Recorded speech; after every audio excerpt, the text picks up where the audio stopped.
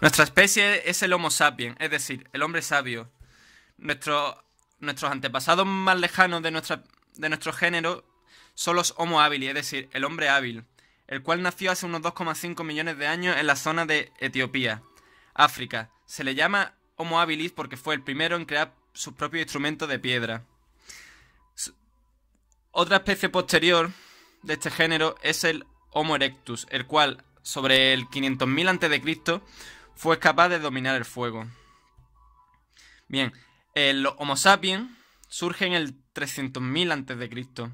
en África, pero antes de ello otras especies como el Homo erectus y el neandertal ya habían llegado a Europa por la zona del Cáucaso.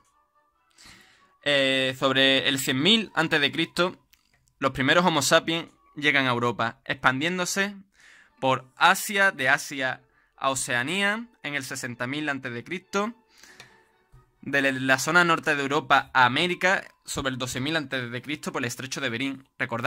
Tenemos que recordar que antes había mucho más hielo, por lo tanto había menos agua y era posible llegar de un continente a otro solamente andando. Llegamos a la historia con la invención de la escritura por necesidades de organización y administración de los grandes imperios de la primera civilización, la civilización mesopotámica, siendo primero el imperio sumerio, el babilónico y el asirio. Destaca el Tigris y el Éufrates, dos grandes ríos que dan la posibilidad de construir canales de regadío para practicar una agricultura intensiva. La religión en esta época y en este lugar era politeísta. Y se unificaron los poderes, dando lugar a la clase sacerdotal, a la nobleza y a la monarquía, lo cual hizo posible unificar recursos humanos y materiales a base del poder para construir grandes canales, sigurat, pirámides, etc. También destaca de esta época las primeras leyes escritas, es decir, el Código de Hammurabi. Del imperio asirio surge el imperio persa, el cual ataca a Grecia. Grecia, tras una serie de batallas, consigue ganar la guerra, destacando que el número eran mucho menores, pero estaba compuesto por grandes soldados, entrenados desde pequeño con una gran mentalidad. De Grecia destaca la idea de democracia y de libertad. Tras sucesivos conflictos entre la Liga Ática, o sea, Atenas, y la Liga Lacedemónica, o sea, Esparta, Grecia entra en crisis, a lo cual surge Macedonia. Conquistando Filipo II, Grecia, su hijo Alejandro Magno se tomará como una empresa personal la conquista del imperio persa, haciéndose con él en muy poco tiempo. Destacando de esta fase el elemento integrador de Alejandro Magno.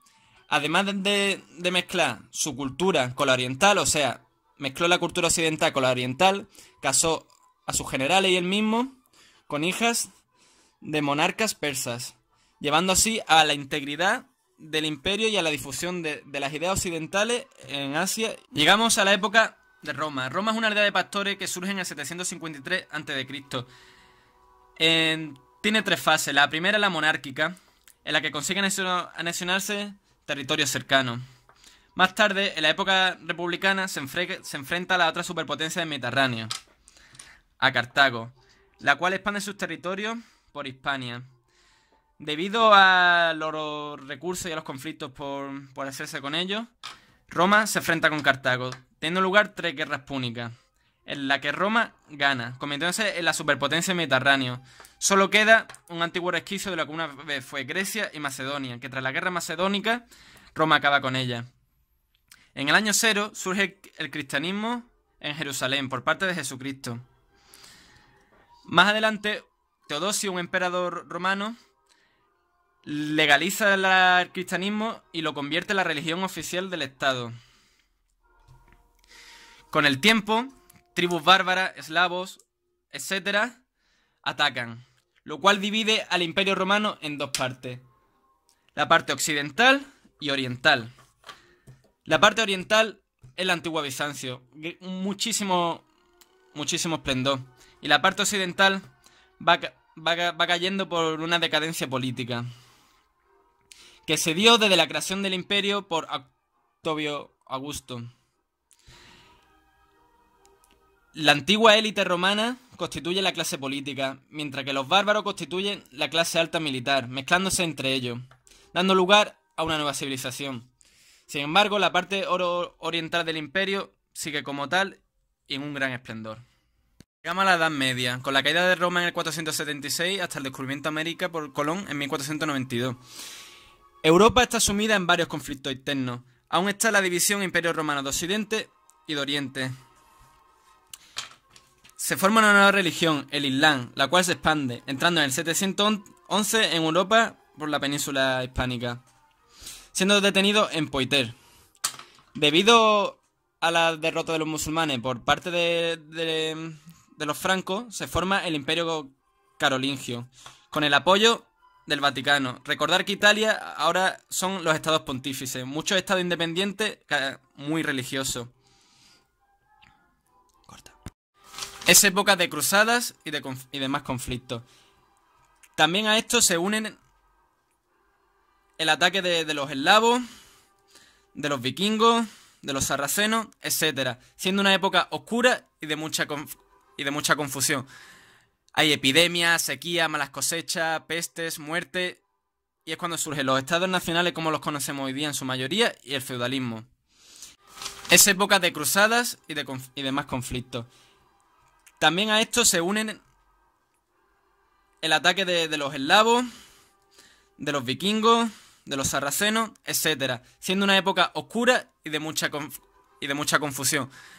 Hay epidemias, sequía, malas cosechas, pestes, muerte, y es cuando surgen los estados nacionales como los conocemos hoy día en su mayoría y el feudalismo.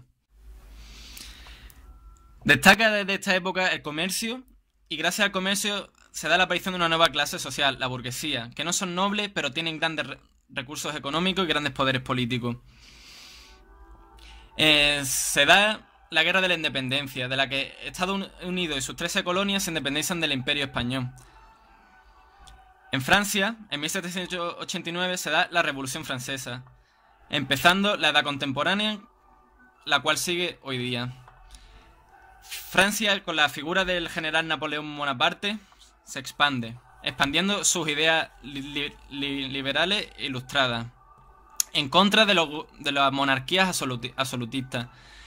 Pero las monarquías absolutistas se unen y consiguen derrocar a Napoleón, pero sus ideas perduran.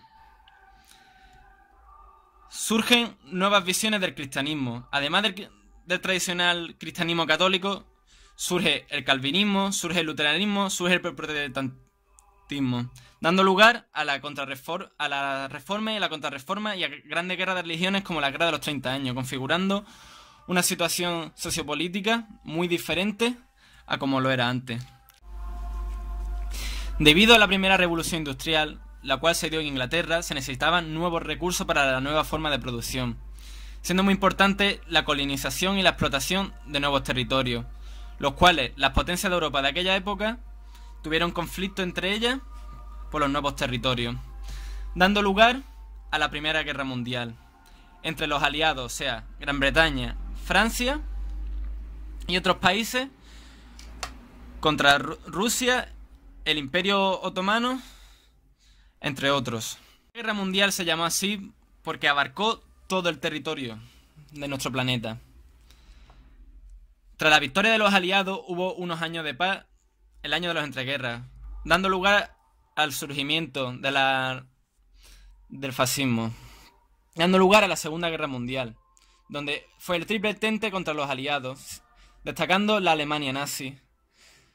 Tras la victoria de los aliados se configuró un nuevo escenario sociopolítico mundial, el cual daría lugar a un posterior conflicto entre los dos aliados más importantes, Estados Unidos y Rusia, dando lugar al comunismo contra el capitalismo y a la Guerra Fría, la cual terminó y dio lugar a una nueva realidad globalizada y capitalista, llegando hasta el día de hoy.